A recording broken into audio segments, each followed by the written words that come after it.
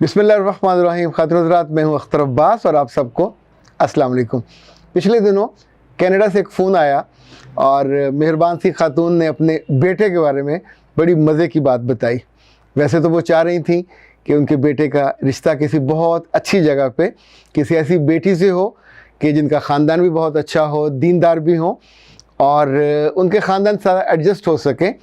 In fact छोटी सी उनकी family है लेकिन बहुत आसूदा हाल। वो कह रहे थे कि हमें कोई जहेज़ वगैरह तो बिल्कुल नहीं चाहिए, लेकिन बच्ची हमें ऐसे चाहिए कि जो आके हमारे ख़ानदान का ऐसे हिस्सा बने जैसे दूध में शक्कर घुल मिल जाती है। ओके, इसमें तो तफसील से हम बात बाद में करेंगे। उस बच्चे की उम्र वैसे 26 साल है। तो मैंने उनसे पूछा उस बच्चे की ख़ास बात बताइए। तो उन्होंने जो बात बताई मुझे इशफाक से बहुत याद आए। फिर जब मैं लाहौर आया, बहावलपुर से शिफ्ट हुआ और यूनिवर्सिटी में उस वक्त पढ़ रहा था, तो गुलबर्ग जाने का इत्तेफाक हुआ। तो उन दोनों बाबरा शरीफ का बहुत नाम था, यानी पाकिस्तान की टॉप की हीरोइन थी। बाकी बूढ़ी हो रही थी, शबनम भी और उस्माने में और कौन थी, फिर दोस्त थी, ज़मरत वगैरह, ये सब उस लॉट से निकल गए थे। तो बाबरा शरीफ का ज़माना था। तो एक घर के बाहर बाबरा शरीफ लिखा हुआ था और जो मेरे लिए हैरत वाली बात थी कि वहाँ उसने अपने भाई के नाम पे, यानी पूरे गुलबर्ग में वो वाहिद घर था जहाँ उसने अपने भाई के नाम पे कूलर लगा हुआ था और वहाँ से आगे गुरु मांगट था, लोग आते जाते रुकते, जो मज़दूर तबका होता है काम करने वाले, वहाँ पानी पीते। मेरा ख्याल भाई उनका शायद फौत हो गया होगा, उसकी क्या कहना चाहिए, सदका जारिया के तौर पे उसने लगाया हुआ था। मुझे खुशगवार हैरत हुई कि फ़िल्म इंडस्ट्री में एक काम करने वाली जो लड़की है वो भी अपने ज़ाहिर जो उसके महबूब होते हैं, प्यारे होते हैं, उनके लिए नेकी का कोई ना कोई सामान करती है। दूसरा वाक़या तब हुआ जब मेरी पहली 4 किताबें इकट्ठी शाया हुई और माल रोड पे शिज़ान होटल में उनकी तकरीब रूनुमाई हुई। तो जहाँ पे इशफाक अहमद उसके मेहमान थे, मेहमान ख़ुसूसी। तो उन्होंने आदाब ज़िंदगी के बारे में, ये माशाल्लाह वो किताब है जो अब तक 1.25 लाख की तादाद में शाया हो चुकी है। बहुत लोगों ने उसको पसंद किया। तो इशफाक साहब ने कहा मेरी पोती ने पढ़ी और उसके अंदर बड़ी तब्दीली आई। अच्छा, कुछ चीज़ें उन्होंने मुझे वहाँ मजाक भी की और उसके बारे में हल्का फुल्का, जैसे आप चूंटी काटते हैं, चूंडी काटते हैं ना जी। तो उन्होंने कहा कि मेरी पोती ने किताब पढ़ने के बाद ये किया कि चूँकि मेरे घर में डाकिया रोज़ आता, सख्त धूप होती है, तो उन्होंने एक रोज़ ना नौरस का या रूह अफ़ज़ा का पूरा जो जग भर के वहाँ उसको वॉचमैन को दिया। उनके घर के गेट पे वॉचमैन बैठा होता था कि जब डाकिया आए, डाकिया अंकल, पोस्टमैन अंकल, तो उनको दे दीजिएगा और साथ ये कहिएगा कि आप चूँकि हमारे लिए बड़ी खिदमत करते हो तो ये हमारी तरफ से आपके लिए। तो उसने वो गिलास नहीं पिया, उसने वो सारा जग ही पी लिया, घटा घट। ज़ाहिर है पता नहीं कितनी बेचारे को प्यास होगी। साइकिल पे उन दोनों होते थे और मुश्किल काम होता है। तो जाते हुए उसने जो फीडबैक दिया, उसने कहना कि बीबी से कहिएगा कि आपके इस रूह अफ़ज़ा का या नौरस का बहुत शुक्रिया, पर अगली दफ़ा जब मेरे लिए एक बनाए तो उसमें थोड़ी चीनी ज़्यादा डाले। अच्छा, हम बहुत हंसे। ये हम सबका नॉर्मली एटीट्यूड होता है कि हम अगले की नेकी को या उसकी जो उसने हमारे लिए सोचा होता है उसमें कहीं ना कहीं थोड़ी सी कमी कजी निकाल के बता देते। मैंने उस वाक़े के बाद ज़िंदगी में कभी, यानी अगर कोई भूल के मेरी बेगम या किसी जगह मेहमान गए हुए हों, मुझे कुछ चाय फीकी दे दे और मेरा मन ना, तो मैं कभी नहीं कहता कि तुम इसमें से भूल गए हो चीनी डालना।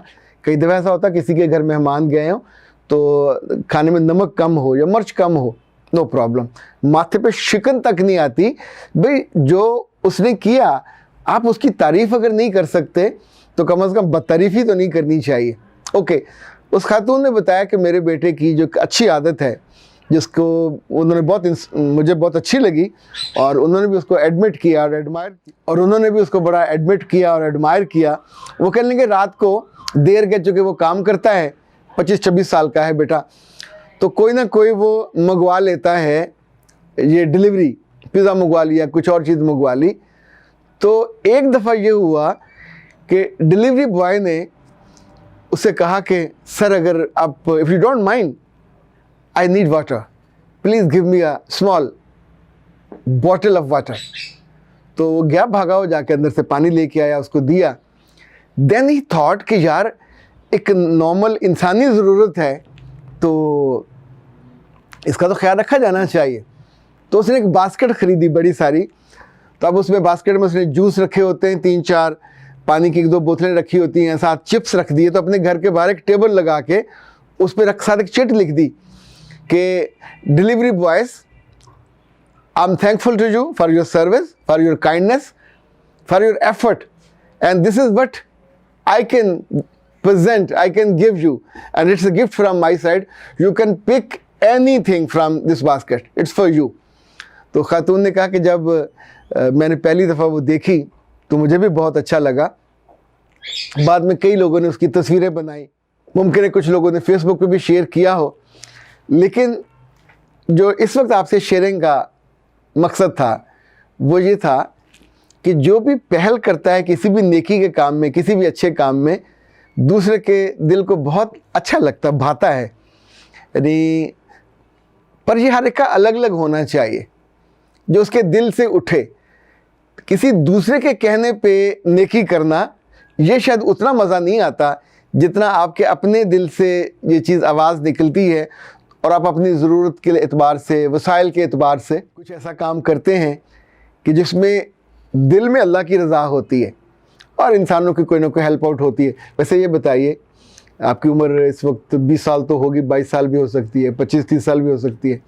इन 20-22 सालों में कितनी बार आपका दिल चाहा कोई ऐसा काम करने का जिसमें किसी को उसकी ज़रूरत पूरी हुई हो, किसी को अचानक अनदेखी और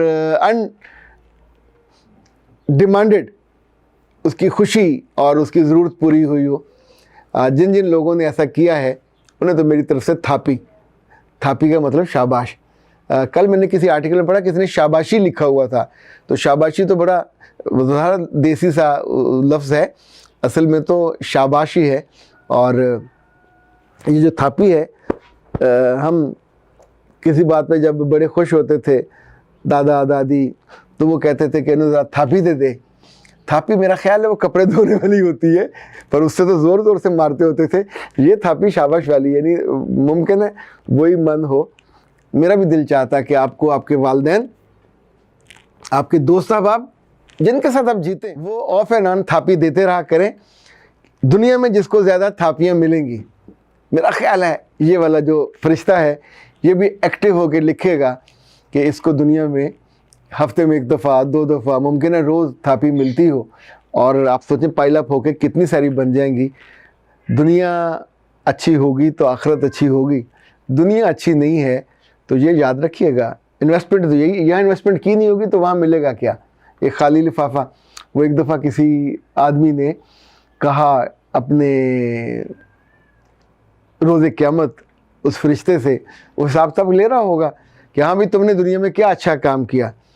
तो उसने कहा मैंने एक दफ़ा 50 पैसे मस्जिद में चंदा दिया, एक दफ़ा मैंने 50 पैसे एक फ़कीर को दिए।